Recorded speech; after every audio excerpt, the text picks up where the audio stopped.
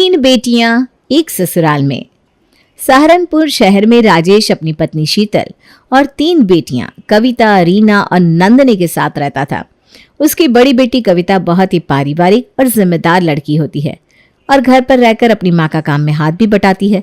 लेकिन उसी के उलट उसकी सबसे छोटी बेटी बहुत ही तेज और चंचल स्वभाव की थी, जो कि भी कॉलेज में पढ़ाई कर रही थी, और रीना एक स्कूल में टीचर होती है। सुनिए जी, मैं बहुत दिन से सोच रही हूँ कि आपसे कहूँ। अरे तो इसमें सोचना कैसा है, बोल दो क्या कहना चाह रही हो। मुझे लगता है अब हमको अपनी बेटियों की शादी का सोचना चाहिए। अरे तू चिंता मत कर, कल कविता को देखने वाले आने वाले हैं। पड़ोस के मदन चाचा ने उनको हमारी कविता के बारे में बताया है। अच्छा जी, तो पहले क्यों नहीं बताया आपने? मेहमानों के स्वागत की बहुत सारी तैयारियां करनी पड़ेगी। अगले दिन राजेश के घर मेहमान आते हैं। शीतल उनका बहुत अच्छे से स्वागत करती है और मेहमानों के आगे 2-3 तरह का नाश्ता और मिठाई रखती है। जी, मदन चाचा ने बताया था आपके 3 बेटे हैं। हाँ जी, 2 मेरे बेटे हैं और एक मेरे छोटे भाई का बेटा है जो अभी कॉलेज की पढ़ाई कर रहा है। अरे भाई साहब, भाई का लड़का भी सगी की तरह ही तो होता है। जी जी, बिल्कुल सही कहा आपने बहन जी। हमारी भी 3 बेटियां हैं, जिसमें सबसे बड़ी कविता है, जिसके रिश्ते के लिए आप लोग आए हैं। अरे तो जल्दी से लड़की को बुलाइए बहन जी, मैंने उसकी बहुत तारीफ सुनी है लोगों से। बेटा नंदिनी, कविता को ले आओ। कविता के आते ही सुमित्रा अपनी तीखी नजरों से उसका जायजा लेने लगी। वो कविता से पूछताछ करने के लिए एकदम तैयार बैठी थी। उसके लिए एक बहू को हर कसौटी पर परखना बहुत जरूरी था। नंदिनी ने भी सिचुएशन को समझ लिया था। तुम्हें खाना बनाना आता है ना बेटा? जी आंटी, थोड़ा बहुत आता है, मम्मी ने सिखाया है। थोड़ा बहुत से काम नहीं चलेगा, हमारे घर में हर दिन कुछ नया खाना बनता है। क्या क्या बना लेती हो? अरे आंटी जी, सारा काम बहू मायके में ही सीख लेगी तो ससुराल वाले उसको क्या सिखाएंगे? नंदिनी की बात को सुनकर सबको हंसी आ जाती है। सुमित्रा ने फिर गंभीरता से कविता की तरफ देखा। अब उसकी अगली परीक्षा थी घर के नियमों और अनुशासन को लेकर। घर के कामकाज में कोई आलस नहीं चलेगा। सुबह 5 बजे उठकर सब काम समय से करना होता है। तुमने यह सब पहले किया है क्या?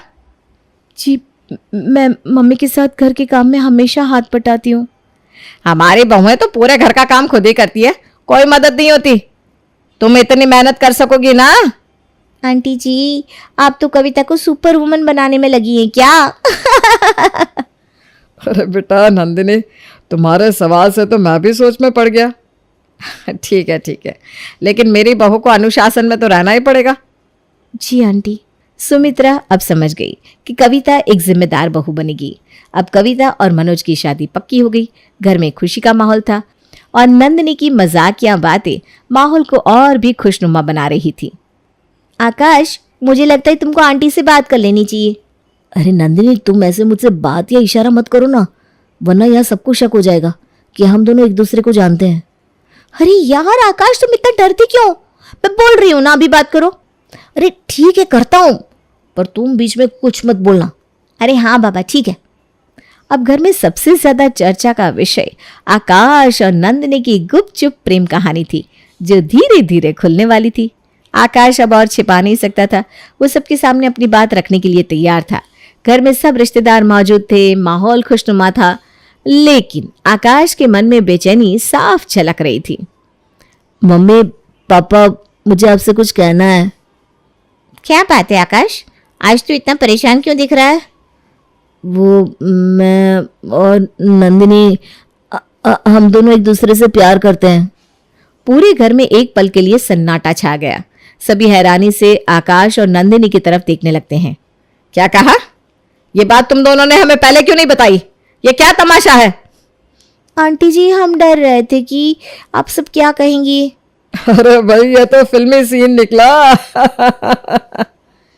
वाह, ये तो बड़ा ड्रामा हो गया, हमें कुछ भनक तक नहीं लगी। सुमित्रा ने एक तीखी नजर नंदिनी पर डाली, जैसे उसकी हरकत को तौल रही हो, लेकिन फिर उसने आकाश के चेहरे पर सच्ची भावनाएं देखी। उसके अंदर की सांस सख्त थी, पर अपने बेटे की खुशी से ज्यादा कुछ नहीं था। उसने थोड़ी देर सोचा, लेकिन आखिरकार हंसते हुए सबके सामने अपनी सहमति दे दी। ठीक है, अब चुप क्या हो? अगर प्यार किया है तो शादी भी कर लो। सच मम्मी, आप मान गई? अरे हाँ आकाश, सुमित्रा दीदी मान गई है, वरना तुम्हारी हालत पतली कर देती। अब प्यार किया है तो निभाना तो पड़ेगा ही। देखा आंटी जी भी हमारी टीम में आ गई। अभी माहौल ड्रामेबाजी से शांत ही हुआ था कि रिश्तेदारों ने सोहन को छेड़ना शुरू कर दिया। सोहन पहले से ही अपनी कुर्सी पर बेचैन बैठा था, जैसे उसे कुछ अनहोनी का डर सता रहा हो। अरे सोहन भैया, इतने बेचैन ना हो, अब सिर्फ तुम ही बचे हो। और खुशी की बात यह है कि तुम्हारे लिए हमने लड़की पहले से देख रखी है। क्या कौन है वो लड़की और कहाँ की है, और आप सबने मुझसे क्यों छुपाया? सोहन के इतने सवालों से उसकी हैरानी और परेशानी साफ झलक रही थी। तभी राधिका मजे लेकर बोली, अरे अरे सोहन, इतने घबरा क्यों रहे हो? लड़की तो वही है जो तुम्हारे साथ कॉलेज में पढ़ाती है। सोहन का चेहरा एकदम सफेद पड़ गया। कमरे में अचानक चुप्पी छा जाती है। सबकी नजरें सोहन की तरफ थी। मेरे साथ कॉलेज में पढ़ाती है, वो कौन है? वो लड़की यही बैठी है, जेठ जी और मेरे होने वाले जीजा जी। आप मुझे जेठ जी और जीजा जी क्यों बुला रही हो? अरे बुद्धू, क्योंकि वो लड़की कोई और नहीं बल्कि रीना ही है। क्या रीना? जी हाँ, मैं ही वो लड़की हूँ जिसे सबने आपकी दुल्हनिया बनने के लिए चुना है। रीना का ये अंदाज देखकर पूरा घर हंसी के ठहाकों से गूंज उठा। सोहन ने सर झुका लिया। उसका शर्माना सबके सामने मजाक का कारण बन गया। वो ये सोचकर परेशान था कि कहीं कोई और लड़की ना हो, लेकिन रीना का नाम सुनते ही उसकी जान में जान आ गई। तो सोहन, अब हमें भी बता दो, कुछ और राज छुपा रखे हो तो। अरे नहीं ताऊ जी, अब तो सबके सामने आ ही गया। अरे वाह, एक एक करके सब अपने दिल की बातें कह रहे हैं और सबके कारनामे एक साथ बाहर आ गए। अब तीनों भाइयों की शादी तीनों बहनों से होंगी, और वो भी एक साथ। कितना शुभ संयोग है ये। सुमित्रा की बात सुनकर सभी ने ताली बजाई और खुशी से शादी की तारीख तय कर ली। तीनों बेटियों की शादी की तैयारियां अब पूरे जोरों शोरों पर थी और नंदिनी की शरारतें इस खुशी में चार चांद लगा रही थी। कुछ दिन बाद धूमधाम से शादी हो जाती है और तीनों बहुएं अपने ससुराल आ जाती हैं। कविता, रीना और नंदिनी, आज से तुम इस घर को अपना घर समझना। जी माँ जी, शादी के बाद ससुराल ही तो लड़की का घर होता है। जी बिल्कुल मम्मी जी, आज से ये घर हमारे लिए मायके से बढ़कर है। जी आंटी जी, मैं इसको आज से अपना ही घर समझूंगी। सुनो नंदिनी, तुम अब इस घर के बहू हो, इसलिए अब हमको आंटी मत कहना। हाँ नंदिनी दीदी सही बोल रही है, तुम हमें माँ या मम्मी कह सकती हो। अब सुमित्रा और राधिका मिलकर तीनों बहुओं को अपने घर के रीति रिवाज, नियम और अनुशासन में कैसे रहना है ये सब समझा रही थी। लेकिन तभी नंदिनी को वहां खड़े खड़े आंख लग जाती है। देखो इस लड़की को, इसमें बिल्कुल भी शर्म नाम की चीज नहीं है। नंदिनी, नंदिनी। जी माँ जी, समझ गई। क्या समझ गई? जो आपने अभी बताया। लेकिन तुम तो सो रही थी, फिर कैसे समझ गई? नहीं मम्मी, मैं माँ जी की बातों को बहुत ध्यान से सुन रही थी। सुमित्रा नंदिनी के चंचल स्वभाव से वाकिफ थी, इसलिए वो बात को टालकर सबको समझा बुझाकर बात खत्म करती है। अगली सुबह कविता और रीना जल्दी जल्दी उठकर अपने काम में लग जाते हैं। तभी किचन में कविता रीना से पूछती है, अरे रीना, ये नंदिनी कहाँ है? सुबह से दिखाई नहीं दी। मुझे लगता है दीदी वो अभी उठी भी नहीं होगी। अरे तो उसे जल्दी उठा देना, किसी ने देख लिया तो उसे सोते हुए, उसके साथ हमारी भी खटिया खड़ी हो जाएगी। तभी अचानक राधिका किचन में आ जाती है। अरे कविता बेटा, नाश्ता तैयार हो गया क्या? जी माँ जी, बस 5 मिनट में हो जाएगा। अच्छा ठीक है। अरे रीना, ये नंदिनी कहाँ है? वो मम्मी जी अभी यहीं थी, अब शायद कहीं दूसरा काम करने लगी होगी। जब वो आ जाए तो उसे मेरे पास भेज देना। जी मम्मी जी, भेज दूंगी। अब कविता तुरंत रीना को नंदिनी को जगाने भेजती है। रीना दौड़ते हुए नंदिनी के कमरे में जाती है, लेकिन वो तो मजे से बिस्तर पर पड़ी सो रही होती है। नंदिनी, अरे नंदिनी जल्दी उठ, वरना आज तेरी वजह से हम सब फंस जाएंगे। अरे यार क्या है दीदी, सोने दो ना, कितनी मस्त नींद आ रही है। तभी राधिका पीछे से आकर एक मग पानी नंदिनी के मुंह पर फेंकती है और नंदिनी हड़बड़ाकर उठ बैठती है। अपने सामने राधिका को खड़े देखकर वो घबरा जाती है। नंदिनी, ये क्या बचपना है? तुम्हारी ये हरकत अगर सुमित्रा दीदी देख लेती तो आज तुम्हारे साथ हम तीनों की भी क्लास लग जाती। सॉरी मम्मी जी, आगे से ऐसा नहीं होगा। जल्दी से 10 मिनट में तैयार होकर किचन में आ जाना, वरना तुम्हारी खैर नहीं, समझी? जी मम्मी जी, अभी आती हूँ। अब जैसे तैसे सुबह का नाश्ता नंदिनी अपनी बहनों के साथ मिलकर सबको करवाती है। उसके बाद सुमित्रा सबको बोलने लगती है। बहुओं, तुम सबने अच्छा नाश्ता बनाया था, लेकिन आज नाश्ता पूरे 15 मिनट लेट हुआ है। अरे जाने दो ना दीदी, ये सब अभी नहीं है, इसलिए इनको ये सब नहीं पता। नहीं राधिका, अगर अभी से इनको अनुशासन में नहीं रखा गया तो ये सब अपने मन का करने लगेंगी, इसलिए इनको ये बताना बहुत जरूरी है। जी दीदी। सुमित्रा तीनों को उठने, खाने और सारे काम करने का समय बता देती है। कविता और रीना दोनों अच्छे से ये बात समझ जाते हैं, लेकिन नंदिनी इसको सीरियसली नहीं लेती और अपने हिसाब से ही काम करती है। तभी एक दिन, कविता, रीना, मुझे पता है तुम दोनों समझदार हो, घर के नियमों का पालन करती हो, ऐसे ही अच्छे से घर संभालो।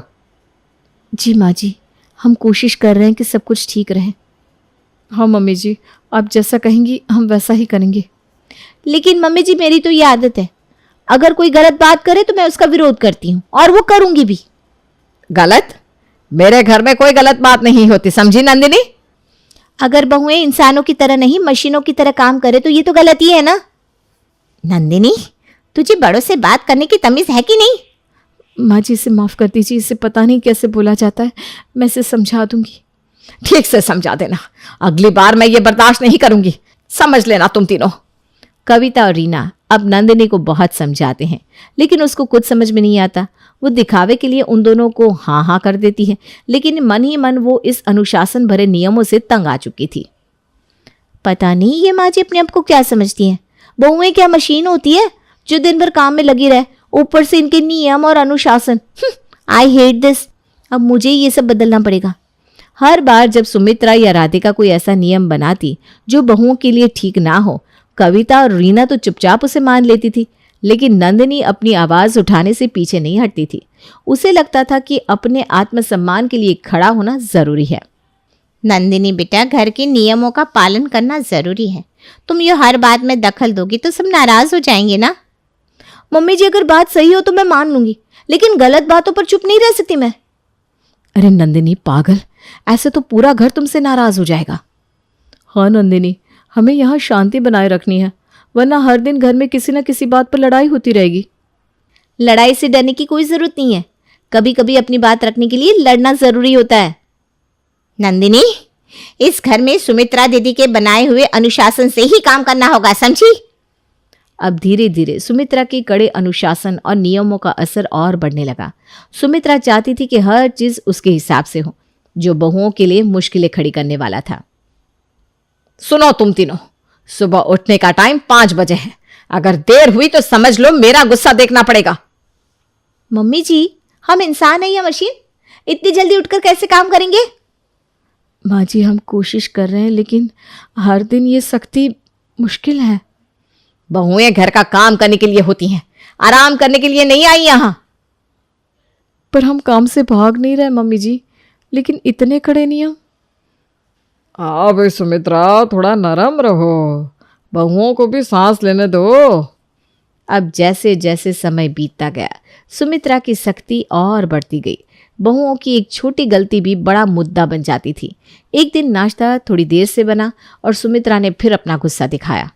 ये क्या, नाश्ता अभी तक नहीं बना? तुम्हारे मायके में क्या ऐसे ही आलस करते थे तुम सब? माँ जी, गैस में थोड़ी दिक्कत थी ना, इसलिए देर हो गई। बहाने मत बनाओ, मैं सब समझती हूँ, मेरे घर में ये चाल नहीं चलेगी। हम दिन रात काम कर रहे हैं, फिर भी इनको नजर में नहीं आता। अरे मम्मी जी, आप थोड़ा आराम कर लीजिए, गुस्सा कम हो जाएगा। हाँ सुमित्रा दीदी, ऐसे तो बहुएं घर से भाग जाएंगी। एक दिन काजल सुमित्रा से कॉलेज पिकनिक पर जाने के लिए कहती है, लेकिन सुमित्रा उसको डांट कर चुप करवा देती है।